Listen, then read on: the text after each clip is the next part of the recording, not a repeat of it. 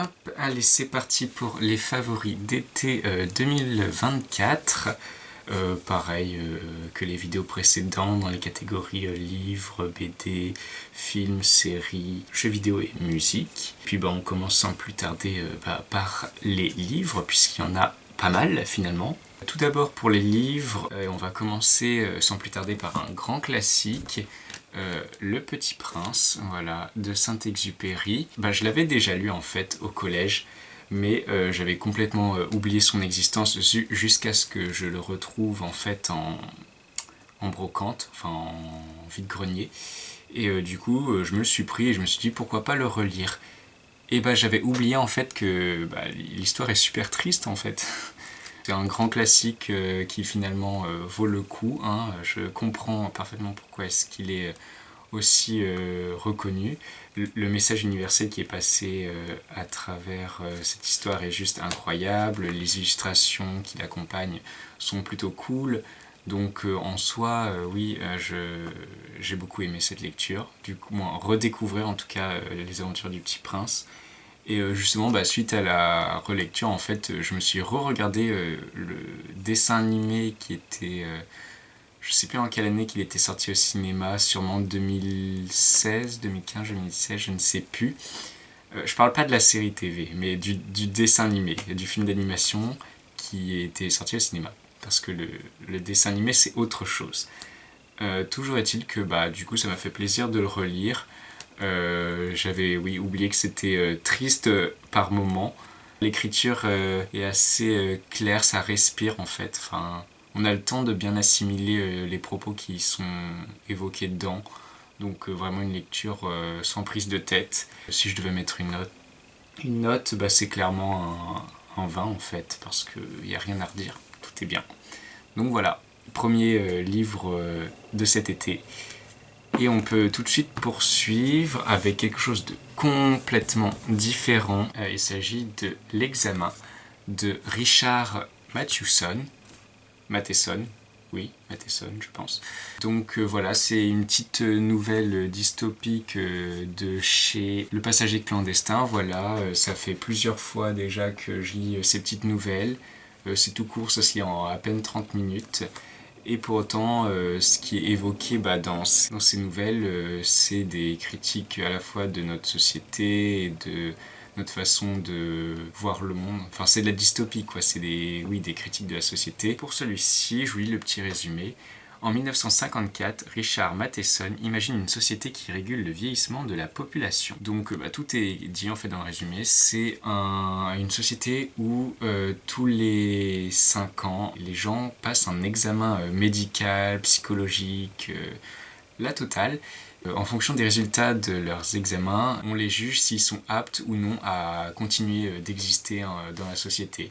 Si c'est pas le cas, ils finissent à la mort, tout simplement. C'est tout court, mais c'est assez conséquent dans le propos. Que dans les grandes lignes, ça parle d'un père et de son fils. Le père a bientôt 90 balais et le fils il est adulte et le père justement se retrouve à aller passer son examen. Et du coup, ensemble, ils font des sortes d'exercices pour s'entraîner à ce qu'il réussisse son examen le lendemain. Et comme on sait plus ou moins ce qui va se passer s'il réussit pas son examen, ils font tout leur possible pour garder le père en vie finalement. C'était très court mais c'était très intéressant en tout cas. L'écriture était assez claire, enfin j'avais rien à redire. Pas prise de tête, mais le propos qui est énoncé dedans invite à la réflexion finalement. Donc voilà, si je devais lui mettre une note, ce serait un 17, voilà, un 17 sur 20. Je sais pas pourquoi je m'amuse à noter comme ça les bouquins, je sais pas si je vais garder ce système un peu de notation, je vois pas finalement l'intérêt de noter un bouquin comme si c'était un vulgaire devoir scolaire. Dites-moi ce que vous en pensez, mais je pense pas que je vais garder ça. Ensuite, en bouquin, cette fois-ci non fictif, plutôt un bouquin documentaire. Il s'agit de Michel Pastoureau, Les couleurs de nos souvenirs, voilà. Celui-ci aux éditions Point. Pareil, je l'avais trouvé en brocante. Comme j'ai déjà pas mal de bouquins en fait de cet auteur, je me suis dit pourquoi pas le prendre et voir ce qu'il en est. Et en fait, il s'agit de plein d'anecdotes de l'auteur sur certaines couleurs et dans divers enfin il les a regroupées dans diverses catégories.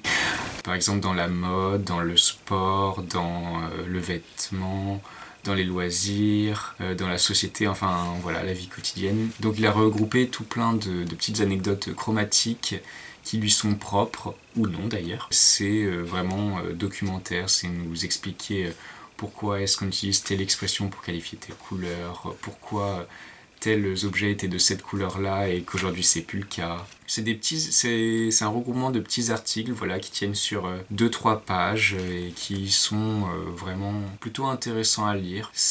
Moi je le vois ce bouquin-là un peu comme un complément des autres bouquins qu'il a fait sur la couleur. Enfin, je sais que un peu son domaine de prédilection, la couleur et les animaux. Donc voilà, c'était intéressant à lire, mais pour autant, c'est pas mon préféré parmi tous ces ouvrages. À lire si vous en avez l'occasion, mais c'est pas non plus nécessaire. Récemment, j'ai plutôt lu des bouquins assez documentaires, enfin ça fait pas mal de temps que j'ai des bouquins documentaires et ça me saoulait un peu, donc je me suis dit je vais prendre quelque chose de complètement différent, donc je suis parti sur du fantasy avec Terre-Mer, voilà, ici j'ai l'intégrale qui est vachement épais, mais j'ai pas lu l'entièreté pour l'instant, j'ai juste lu le premier tome, donc c'est le Sorcier de Terre-Mer. Je risque de sûrement vous le présenter plusieurs fois celui-ci, vu qu'il y a plusieurs livres en fait dans un seul. Et en fait ce qui m'a poussé à lire ce bouquin-là, c'est que déjà je voulais lire de la fiction et comme j'avais vu le film Ghibli Les Contes de Terre-Mer, comme je sais que tout le monde ne l'apprécie pas, je me suis dit pourquoi pas lire le bouquin, voir ce qu'il en est par rapport au film d'animation. Et bah c'est une très bonne surprise, voilà, j'ai beaucoup aimé, j'ai plongé direct dans l'univers, vraiment j'ai été pris dans la lecture, je l'ai lu assez vite en tout cas ce premier livre. Bah, ça m'a fait du bien en fait de relire vraiment quelque chose de la fiction, quoi. Ça m'a fait beaucoup de bien de lire ça, vraiment la façon dont c'est décrit, les détails, ce qui s'y passe, et puis même c'est pas la fantasy classique où il y a une guerre ou des trucs comme ça, il y a un grand méchant et les héros doivent vaincre le grand méchant. Non, c'est plus complexe que ça. Un véritable univers qui est créé là-dedans avec tout un système de magie qui est développé. Voilà, c'est un peu un dérivé du Seigneur des Anneaux avec les studios Ghibli en tout cas. Enfin, c'est un peu comme ça que je le vois. Et pour autant, j'ai beaucoup apprécié la lecture. Voilà, je vais sûrement lire sans plus tarder la suite. Surtout qu'il y a beaucoup à lire là-dedans. Que si jamais vous avez l'occasion et que vous voulez lire un peu de fantasy sans non plus entrer dans des choses trop complexes, celui-ci ça peut être un bon début. Après là j'ai l'édition intégrale, mais sachez qu'il existe chaque livre séparément. Voilà, vous pouvez les trouver facilement. Surtout dans les brocantes, je sais que comme c'est des bouquins qui commencent un peu à dater, vous pouvez les trouver facilement. Puis si jamais vous n'avez pas encore vu le film, je vous invite à le voir, voilà, les Contes de Terre-Mer des studios Ghibli. Et si jamais vous avez vu le film, je vous invite à lire le livre qui est aussi bien d'ailleurs que le film. Enfin, c'est mon avis, moi j'ai beaucoup aimé Terre-Mer, je sais que ce n'est pas le cas de tout le monde. Voilà, c'est tout pour les romans. On peut à présent passer au BD et on va commencer par « Et à la fin il meurt » de Lou Luby. Voilà, je ne connaissais pas du tout cette autrice, en plus regardez la couverture, elle est toute dorée. C'est un livre qu'on m'a offert pour mon anniversaire. D'ailleurs je remercie chaleureusement ceux qui me l'ont offert, voilà, c'était un très bon cadeau. Et en fait c'est une analyse des contes de fées sous la forme d'un roman graphique, voilà, une analyse des contes de fées, à la fois de notre point de vue d'aujourd'hui et en même temps de la version originale des contes. C'est-à-dire que les contes que nous on connaît sont beaucoup plus édulcorés, pareil les versions Disney sont beaucoup plus édulcorées que les contes originaux, ça vous le doutez bien, que c'est vraiment une analyse de ce qui s'y passe, de pourquoi les personnages agissent comme ça, le lien entre les contes et la vie réelle, enfin il y a une partie où le conte est raconté, enfin il y a une partie où l'histoire nous est contée, et une partie ensuite de l'analyse en fait du conte. Voilà, et il y a vraiment tous les grands classiques, Réponse, Cendrillon, Blanche-Neige. Il y a même des contes que je ne connaissais pas, des contes pas forcément européens. Voilà, il y a parfois des contes avec des inspirations africaines ou asiatiques. Enfin, voilà, c'est pas que centré sur l'Europe, enfin en grande majorité, mais pas que. Et puis c'était très bien expliqué, c'est vraiment, comme c'est par chapitre, on peut très facilement lire juste le conte qui nous intéresse et pas forcément le reste. Mais en tout cas, voilà, il était très très cool. Les illustrations sont incroyables, enfin... C'était vraiment avec beaucoup d'humour aussi que ça a été abordé, que voilà, une très bonne lecture si jamais le sujet vous intéresse. Et ensuite, en dernière BD, j'ai celle-ci qui est assez grande d'ailleurs, qui s'appelle La Manticore. C'est de Mayol Vigourou, voilà. Et j'ai pris honnêtement cette BD surtout pour le visuel parce que en fait les illustrations sont juste mais incroyables. Voilà, j'ai craqué parce que visuellement je trouvais ça sublime. Les dessins, les détails, enfin tout ce qui est du visuel, j'étais absolument fan. Les couleurs, la composition, enfin tout, voilà, la totale. La couverture aussi, elle est sublime. Que dire de cette BD, hormis le visuel. Déjà le format, c'est pas un format qu'on a l'habitude de voir, c'est vraiment un format carré qui est assez grand, ce qui permet en même temps, au vu de la tête des illustrations, de mieux apprécier en fait. Je sais que l'édition que j'ai entre les mains, c'est une édition qui a vraiment été imprimée en offset, alors que les tout premiers volumes, en fait, ils ont été imprimés en riso, donc les couleurs ressortaient davantage. Ce qui n'empêche que les couleurs déjà de cette édition sont vraiment top. Après, au niveau de ce qui est raconté dedans, c'est un peu difficile de résumer l'histoire. Pour prendre exemple, c'est un peu dans la vibe de Princesse Mononoke. Enfin, il y a tout un univers riche qui est développé, mais en même temps, il y a des questions un peu de géopolitique dedans. Enfin, plusieurs royaumes qui cherche à avoir le pouvoir, et il y a un personnage central qui est au milieu de tout ça mais dont la situation lui est un peu indifférente. Enfin, j'aurais du mal en tout cas à vous résumer l'histoire, si ce n'est que j'ai eu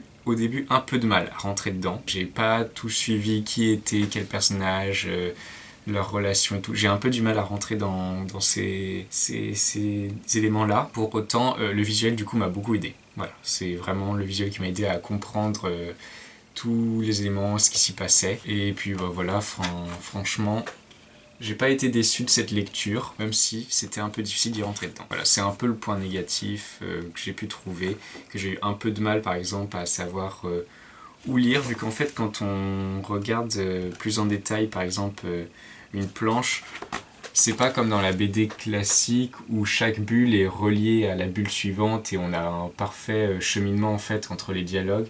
Là c'est vraiment, les bulles sont un peu éparpillées sur toute la page, et c'est ça qui fait qu'on se perd un peu dans les dialogues. Pour autant, j'ai adoré. Très bonne BD qui était sublime.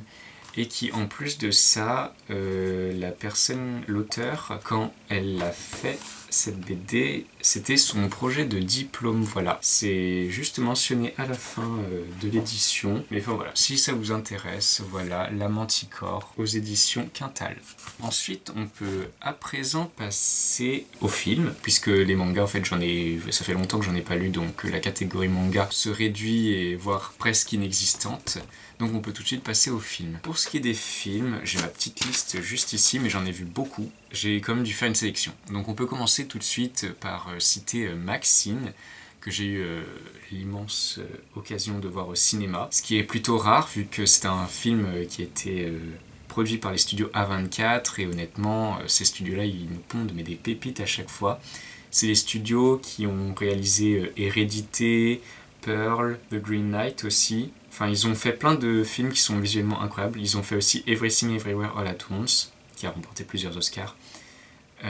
Mais voilà, du coup j'ai regardé ce film-là au cinéma parce que je me suis dit, les A24 au cinéma c'est très rare, donc on fonce, on y va. Et en plus c'est un film qui a été fait par un réalisateur que j'aime beaucoup, qui est Ti West, ou Ty West, je ne sais jamais comment prononcer son nom, mais moi je dis Ti West. Et donc c'est le troisième volet d'une trilogie, la trilogie de Pearl, X et Maxine, Maxine étant le dernier film. Donc dans les grandes lignes, ce film ça parle de Maxine donc, qui est une jeune actrice qui veut se faire une place dans le monde de Hollywood. I always wanted to be famous. Mais à la même époque en fait il y a un serial killer qui assassine les gens à Hollywood, donc elle se méfie.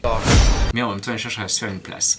Et donc il y a un peu ce côté film d'horreur, mais en même temps aspect vieux film des années 80. Il y a ce mélange des deux là, qui fait que ce film a vraiment une ambiance et une vibe très particulière. Et puis même visuellement c'était incroyable. Le film était très cool, j'ai pas tant que ça de critiques à en refaire. Après je l'ai vu en version originale, donc le jeu d'acteur était encore mieux. Je sais pas si la version française est aussi bien. Je ne peux que vous le recommander. Après, il faut savoir que c'est quand même aussi un peu un film d'horreur avec des crimes et tout, donc ceux pour qui ce n'est pas trop la tasse de thé, je déconseillerais. Mais voilà, ça reste un très bon film qui suit parfaitement tous les éléments qui ont été abordés dans les films précédents. Après, parmi les 3 films de cette trilogie, c'est pas mon préféré. J'ai beaucoup plus aimé Pearl parce que je trouvais que le développement de personnage était plus élaboré que dans Maxine, mais ça n'empêche que Maxine était quand même très très cool.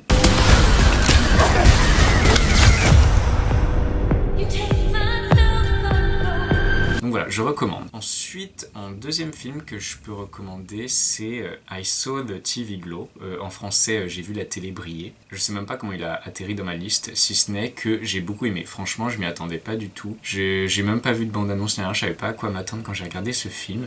Ça parle de... Ça fait longtemps que je l'ai pas vu, donc je saurais pas vous dire le nom des personnages, mais ça parle d'un jeune garçon et d'une fille qui sont ensemble au collège et qui ont comme passion commune une série TV qui s'appelle The Pink Opaque. Et ensemble, leur amitié se construit en fait sur l'amour qu'ils ont sur cette série. Donc ils s'échangent entre eux les cassettes avec les épisodes, ils les regardent ensemble.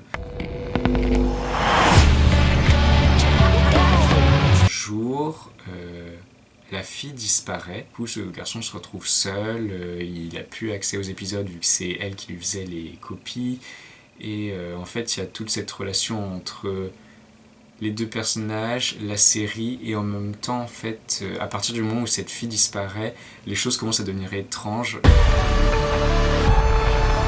Seems like you're always somewhere else lately. Maddie disappeared. Dans le résumé, c'est marqué que la réalité se fissure, mais enfin c'est un peu particulier. Voilà, c'est une ambiance très spécifique au niveau de l'esthétique. Pour ceux qui voient, c'est un peu une ambiance dreamcore, un peu de liminal spaces aussi par moment. Je vais essayer de vous trouver le résumé. Peut-être que le résumé résumera mieux que moi finalement. Toujours est-il qu'au niveau vraiment des plans, de la mise en scène, des visuels, des couleurs, vraiment c'était incroyable. Les musiques aussi étaient plutôt cool, elles allaient très bien avec le film et son ambiance. Après c'est juste le scénario voilà qui pourrait dérouter certains. Pour vous résumer en fait ce film, ça parle de Owen, un adolescent qui essaye de survivre dans la banlieue quand sa camarade de classe lui fait découvrir une mystérieuse émission de télévision en fin de soirée, une vision surnaturelle du monde en dessous du leur. Donc vraiment la série qu'il regarde, ça se passe dans un univers parallèle. Et donc dans la pâle lueur de la télévision, la vision de la réalité d'Owen commence à se fissurer. Vraiment ce résumé il m'a pas aidé plus que ça à apprécier le film. C'est dur de résumer le film, le seul moyen que vous ayez vous-même votre idée du film, c'est de le regarder finalement. Mais pour autant, il était très cool. C'était pas non plus un film d'horreur, c'était juste un peu angoissant par certains moments. Après, il peut être un peu long et un peu lent aussi, mais ce qui n'est pas plus mal parce que je trouve que les films, certains films, beaucoup de films,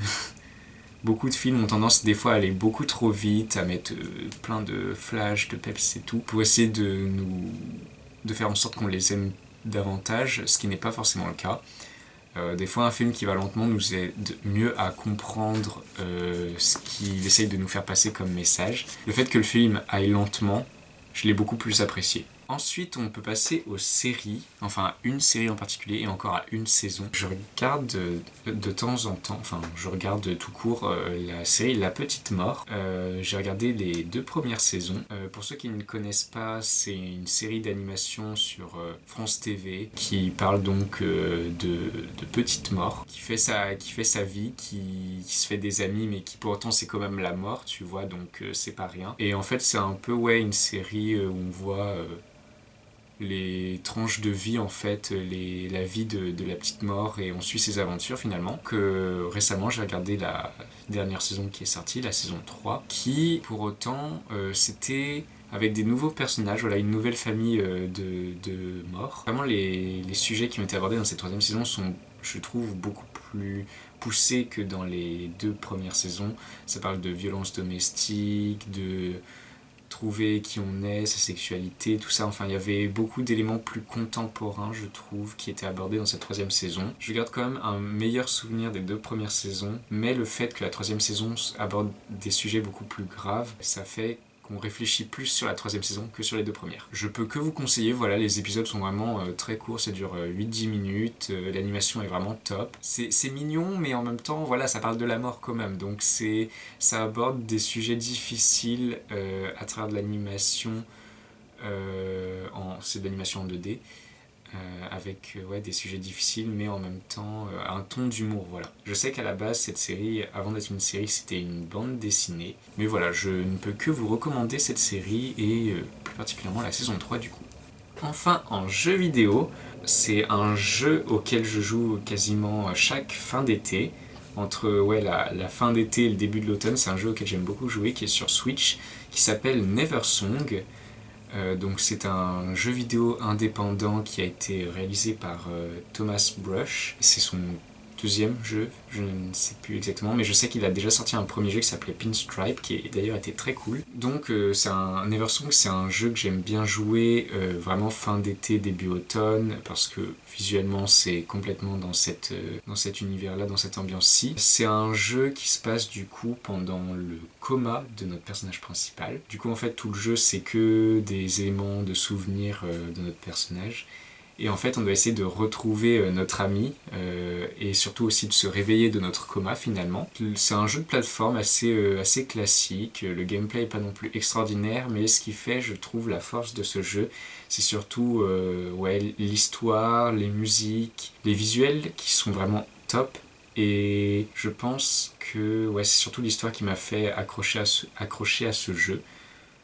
Ça aborde des sujets assez profonds et assez sensibles comme la perte d'un proche. Enfin, il y a comme un trigger warning au début du jeu pour prévenir que faut faire attention avec les sujets qu'il aborde. Quand on regarde le jeu de l'extérieur, on peut penser que c'est un jeu assez mignon, assez coloré, mais au fond, il y a quand même des passages qui sont vachement sombres. Mais ça n'empêche que c'est un très bon jeu, que je recommande, qui est sur Switch. Et puis franchement, les musiques surtout. C'est surtout les musiques aussi qui sont très très cool. Voilà, donc je recommande très chaleureusement Neversong, Thomas Brush. Et si jamais ça vous intéresse, sachez qu'il y a un premier jeu qu'il avait réalisé donc, qui s'appelle Pinstripe. Je vous en dis pas plus, je vous laisserai faire vos recherches de votre côté, mais voilà.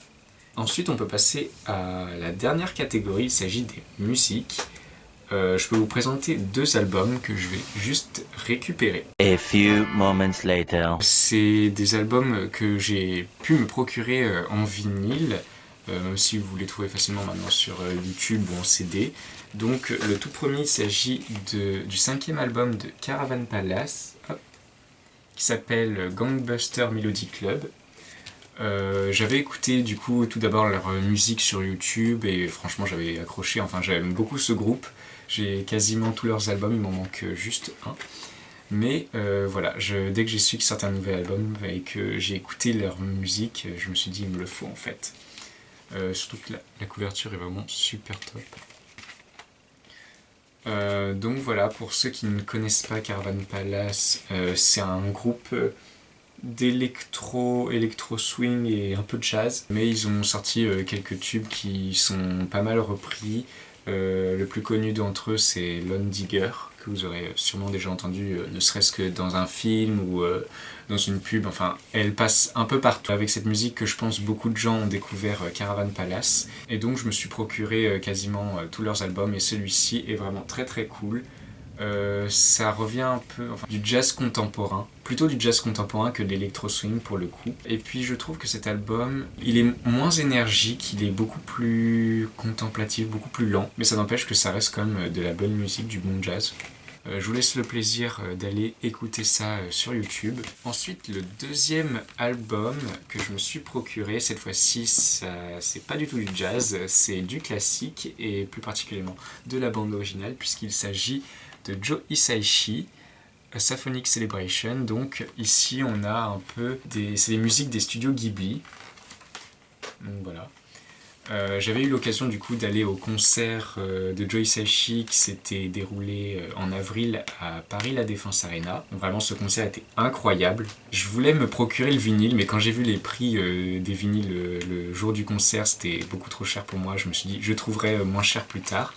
Et j'ai bien fait d'attendre parce que je l'ai enfin. Ce vinyle-là, oui, c'est du coup les bandes-son des plus grands films des studios Ghibli. Donc on a Princesse Mononoke, Ponyo, on a Mon voisin Totoro, enfin on a les plus grands classiques des Ghibli. Et donc c'est un double album vu qu'il y a 2 vinyles dedans. Après c'est sûr que du coup c'est un vinyle donc la qualité audio ne sera pas du tout la même, ce sera incomparable par rapport au concert où c'était du coup en live, ça c'est sûr. Mais ça n'empêche que ça permet pour moi de garder un peu une trace en tout cas de ce concert-là sous la forme à la fois d'un objet et des musiques qu'il contient. Après, pour le coup, là j'ai du coup bien l'édition de Paris La Défense Arena. Il y a l'édition normale où c'est exactement les mêmes musiques mais c'est juste que la pochette n'est pas la même. Et pourtant je crois que c'est le même prix. Donc voilà, je vous recommande chaleureusement. Et puis de toute façon les musiques des studios Ghibli sont juste incroyables. Donc j'ai rarement entendu quelqu'un me dire qu'il aimait pas ces musiques-là. C'est des incontournables. Donc ce sera tout pour les favoris de cet été, qui finalement aura été assez riche. Je trouve pour ma part que j'ai pas mal lu, pas mal découvert de choses culturellement parlant. J'ai déjà d'ailleurs entamé ma petite liste de bouquins. Je sais pas si on voit les bouquins qui sont juste là derrière en dessous de la lampe.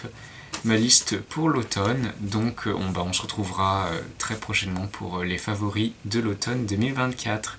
Sur ce, je vous laisse mes petits loulous. J'ai horreur de dire ce sont mes petits loulous.